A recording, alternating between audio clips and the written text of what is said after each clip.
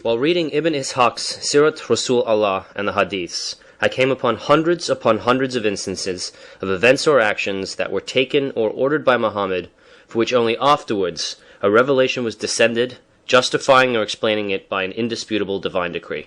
Can you explain this?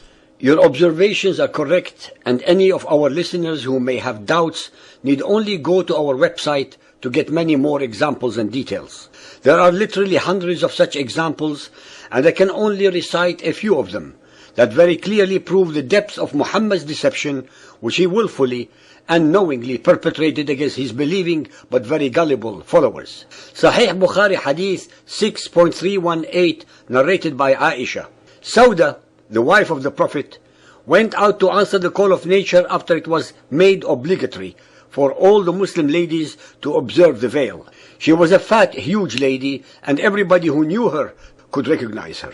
So Umar ibn al-Khattab saw her and said, "O Sauda, by Allah, you cannot hide yourself from us.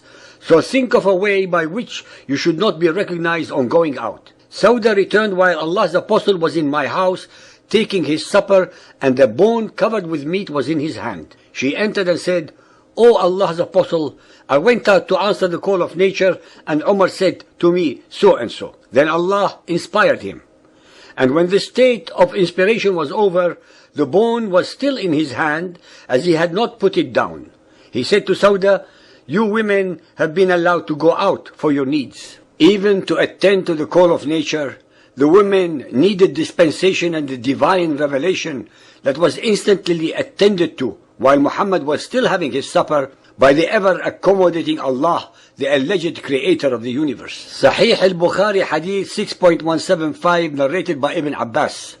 When the verse, "If there are 20 steadfast amongst you, they will overcome 200, was revealed, then it became obligatory for the Muslims that one Muslim should not flee from 10 non-Muslims. Then there was revealed, "But now Allah has lightened your task." So it became obligatory that 100 Muslims should not flee before 200 non-Muslims. It seems that Muhammad's Allah, the Omniscient, the All-Knowing, did not realize that one believer could not possibly fight against 10 unbelievers. So Allah corrected this error and revealed another verse, which overruled the earlier one, thus reducing the odds to the more realistic of one believer being equal to only 2 unbelievers. Sahih al-Bukhari Hadith 6.311, narrated by Aisha. I used to look down upon those ladies who had given themselves to Allah's apostle, and I used to say, "Can a lady give herself to a man?"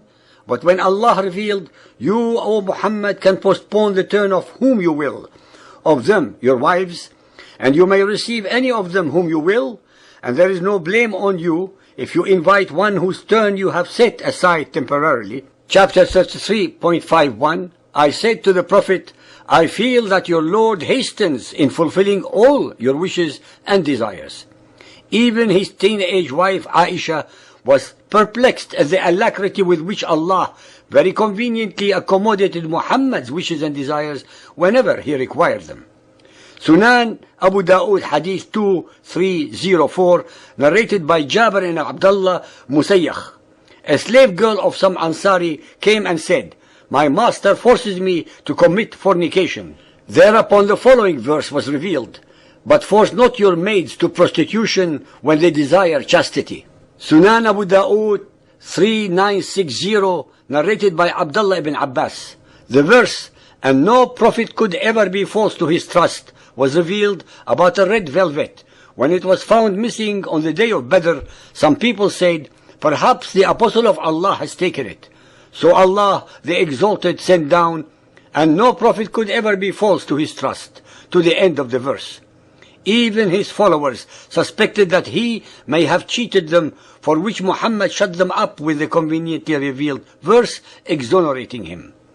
Ibn Ishaq, page 288, the Quraysh said, "Muhammad and his companions have violated the sacred month, shed blood therein, taken booty and captured men."